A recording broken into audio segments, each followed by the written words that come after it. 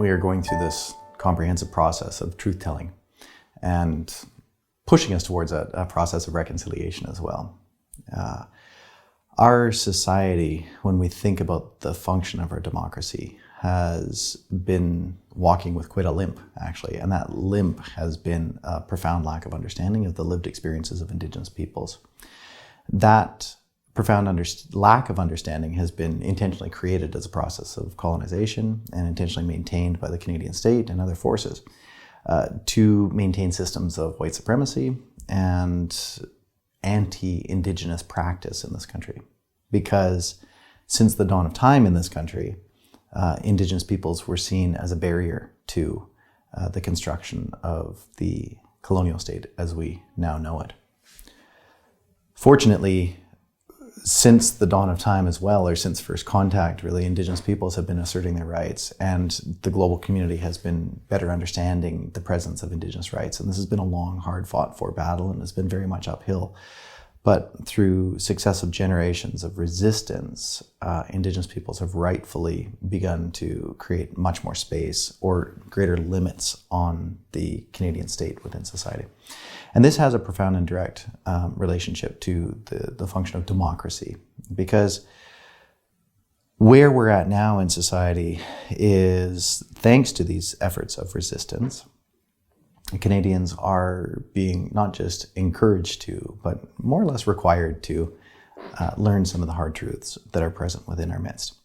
In so doing, we can more fully participate in the function of our society and our state by being better equipped to understand the challenges that present themselves, understand the relationship between human rights violations and the traumas and the crises that continue to play out to this day, and also better navigate or better understand the solutions to these problems.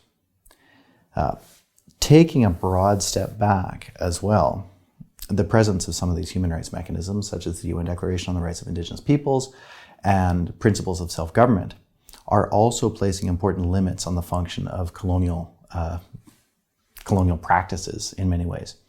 So what has shifted from a duty to consult to now perhaps a more robust sense of free, prior, and informed consent is creating some important limits on the exercise of the Canadian state and a requirement to pursue the creation of good relationships, respectful relationships with Indigenous peoples.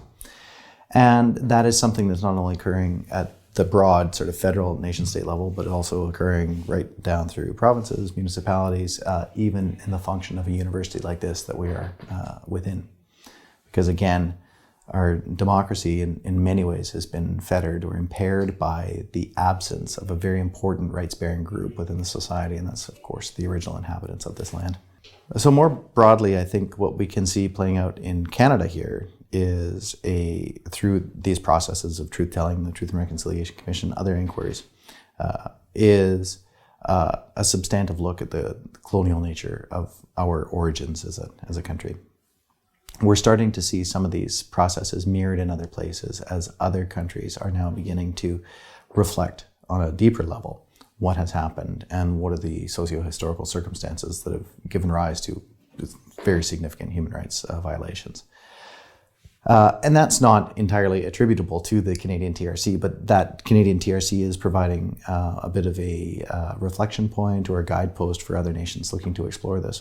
So across multiple Scandinavian countries are now truth commissions being spun up in various ways, shapes, and forms to look at treatment of Sami. The United States is in the aftermath of the very sobering discovery of unmarked graves at the Tecumloops, the Secwepemc community / the Kamloops Residential School, has undertaken its own investigation into unmarked burial sites and the disappearance of children through the boarding school system.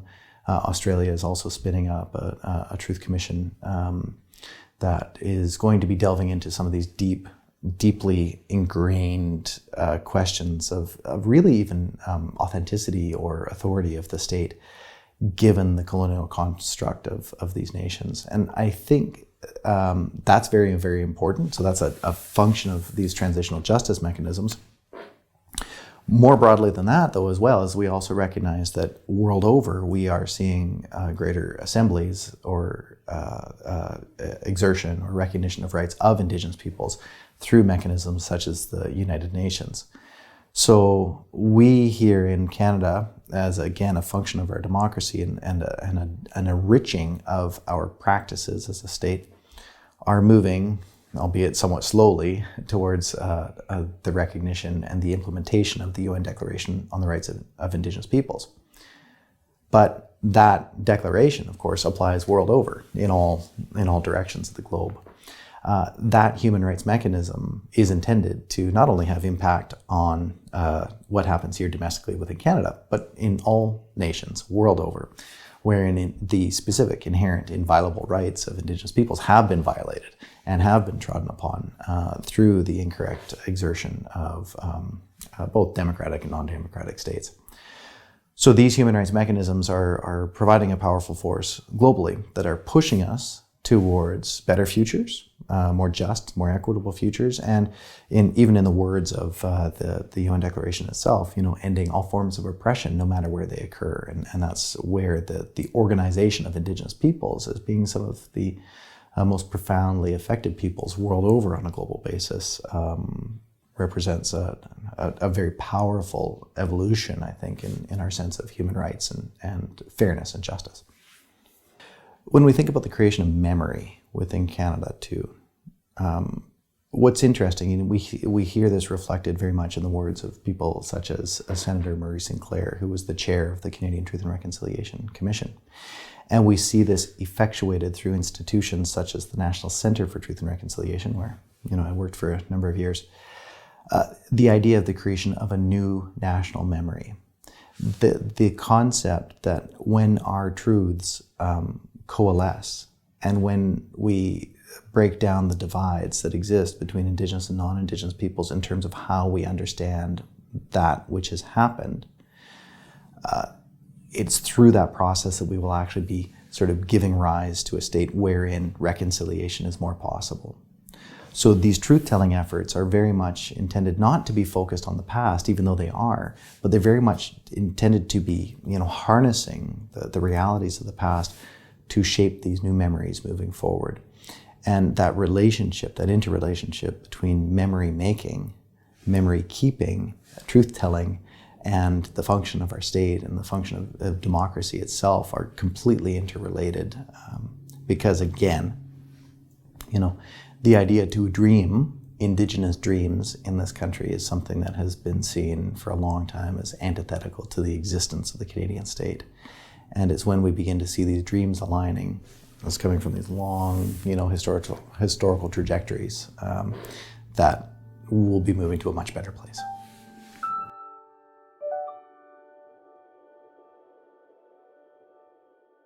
The 20th century is a very interesting period of time.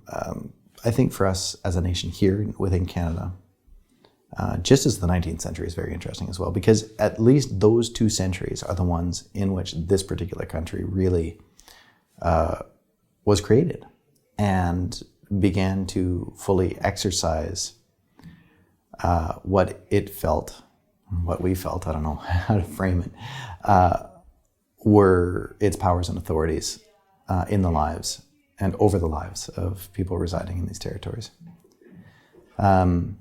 We, of course, are painfully reminded through the experiences of residential school survivors that exercise of power and the exercise of that responsibility was very poorly executed, and it was actually profoundly damaging, and that Canada itself has failed Indigenous peoples miserably, and it failed itself in not protecting the human rights that should have been afforded to each and every citizen of these territories, especially the original inhabitants. So these 2 particular centuries, and especially the 20th century, is really when we saw Canada coalesce not only around a sense of identity. It went through it in a very intentional nation-building process, wherein it was investing in arts, it was investing in culture, it was building institutions, it was strengthening institutions. In so doing, it was also doing that through, frankly, very racist lenses and very discriminatory lenses and very prejudiced lenses and ones that directly sought to undermine the presence of counter-colonial narratives within this nation. That all said, there's this corresponding presence of resistance throughout the entire entirety of the 20th century. And there's also the turning point, kind of, that we can begin to point out sometime after the Second World War, when we begin to have a much more robust conversation of human rights. Because after that point, Canada is then required to start to look much closer at the presence of some of these very horrific institutions right in its own backyards and its own conduct, after being so grimly reminded of how states can fail their citizens so much, and how genocide can play out, and what that actually looks like. So we, I think, as a country, at this particular point in time, are being forced to look at our past. And I think in that reflection on our past, I think a lot of Canadians today are also questioning why they didn't know more, and what the circumstances were that gave rise to their own ignorance. And certainly, many Canadians are realizing very acutely that, you know, their educational system failed them, and that there was deliberate misinformation or suppression of information. And I think feel, to a certain extent, a sense of betrayal around that. And in so doing, in that sense of betrayal, I think the actions of the 20th century become that much more questionable in a way, and represent, you know, something that we need to be moving away from, and need to be leaving in the past. If we look at, you know, the simple numbers of everything too, and there's a lot of different ways we can think about this, but in the context of Canada, the residential school system was operating still just basically almost right to the end of the 20th century. The last residential schools were closing in 1996, 1998, which I think for many Canadians and many people world over is also kind of shocking to understand the presence of those institutions at such a late point in time, and in such recent history. I mean, this is very much in the lived experience of our social fabric today. So I think also there is hope. There is hope that this century that we're in right now won't be like the last century, I think, because we have invested now in greater societal efforts at healing. We've still got a long ways to go, a substantive long ways to go, but what we have seen happen is a greater, the construction of more institutions designed as preventative mechanisms to, you know, regress in many ways to the atrocities, frankly, of the 20th century.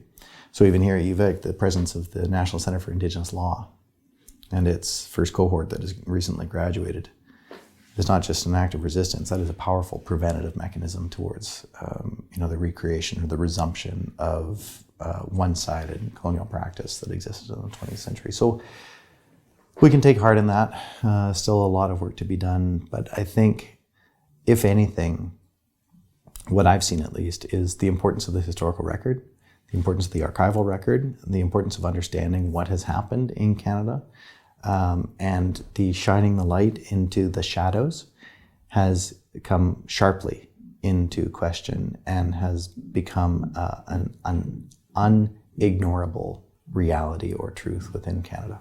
You know.